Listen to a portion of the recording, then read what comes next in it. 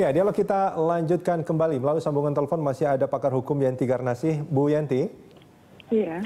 Bu Yenti, ini tadi saya sempat tanyakan juga ke Mas Ilham Sainong. Ini kan sebetulnya banyak sekali laporan kasus-kasus korupsi ke KPK yang tidak bisa ditangani dengan penyidik yang sangat terbatas. Bukankah sebetulnya KPK sangat membutuhkan bantuan dari Polri maupun dari Kejaksaan untuk upaya pemberantasan ini? Iya, baik. Makanya kita juga harus tahu betul ya, itu yang dimaksudkan Satgas itu benar-benar kita harus lihat itu apa saja gitu ya. Nah, seperti ini. Seperti kan dulu juga KPK pernah kan kita tegur juga waktu masyarakat lah tegur ya waktu menangani yang hanya 50 juta ya penyuapan gitu kan. Nah itu kan waktu itu kita bilang yang kayak gitu serahkan saja kepada polisi, serahkan saja kepada ini kan begitu. Mestinya langkah itu saja gitu, begitu melihat terus kemudian pilah-pilah diberikan kemana gitu. Maka saya juga ingin menanyakan bentuk realnya nanti kerjasama yang namanya Satgas itu apa? Karena biasanya Satgas itu dalam satu naungan lah ya. Apalagi untuk satu penanganan perkara agak aneh gitu kalau misalnya nanti ada 3 penyidik ini di dalam ini kemudian bersama-sama. Misalnya begini, nanti orang akan menanyakan jurisdiksi atau kewenangan itu. KPK itu tidak boleh SP3, kalau polisi dan jaksa boleh. Nanti bagaimana kalau satu kasus misalnya ditanganinya oleh kepolisian, kemudian ditangani oleh KPK, tapi karena pendekatan kepolisian dan kejaksaan kemudian SP3. Ini juga kan tidak memungkinkan. Kemudian tentang hal penyadapan, penangkapan, tertangkap tangan yang biasa dilakukan oleh KPK. Terus kemudian ada hal-hal lain yang eksklusif itu tidak bisa dikombin begitu saja. Artinya kalau sampai itu terjadi, ini ada satu perusakan di dalam pembentukan hukum. Undang-undang KPK bisa kesampingkan oleh satu kebijakan. Nah ini juga harus kita pikirkan.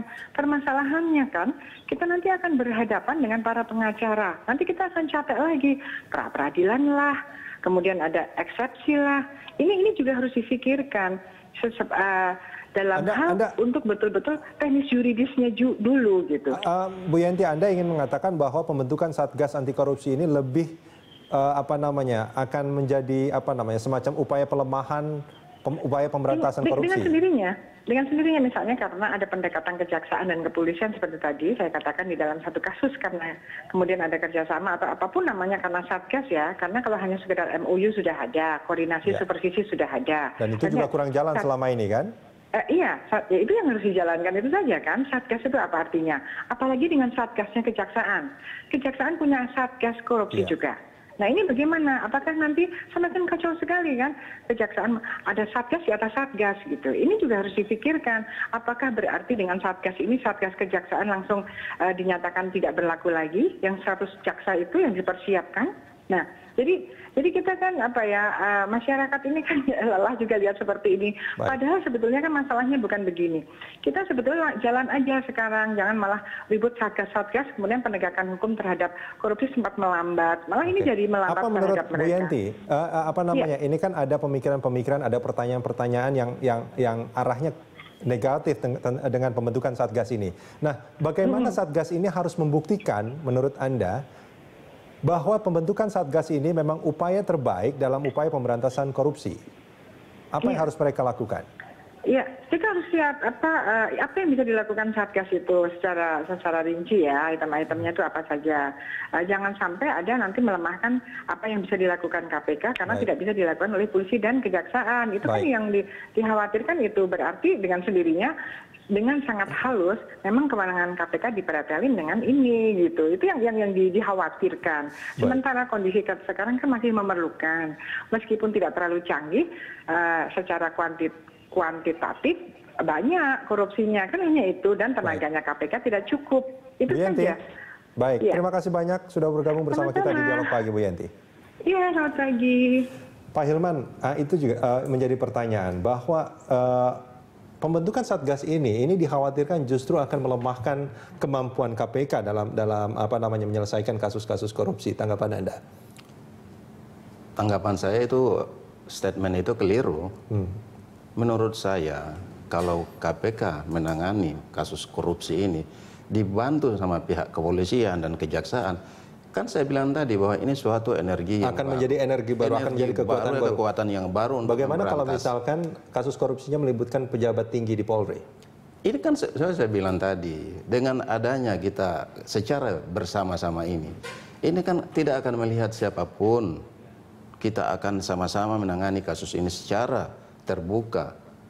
Polri kan sudah jelas keterbukaan ini tidak boleh kita juga tutup-tutupi. Ya. Nah sekarang yang sampaikan Ibu Bu Yenti tadi, saya bilang ini hal yang keliru. Kenapa keliru? Yang melihat satu persatu lembaga ini.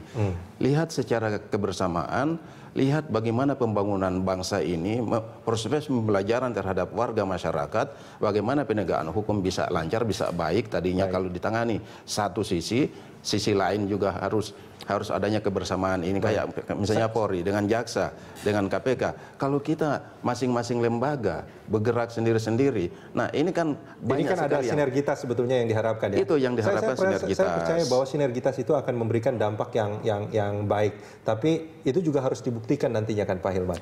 Tentu akan proses ya, kita akan buktikan bukan hanya di tingkat provinsi, tapi sampai dengan tingkat Polres ini, sampai ke tingkat kecamatan. Yang kedua, tentu apa yang disampaikan juga beliau ini beliau kan belum tahu bahwa Bu Yandi ini belum tahu sampai sejauh mana. Pak Ruki sudah sampaikan masing-masing laporan yang masuk ke masing-masing lembaga ini, kita kan tidak akan saling sentuh menyentuh masalah kewenangan itu.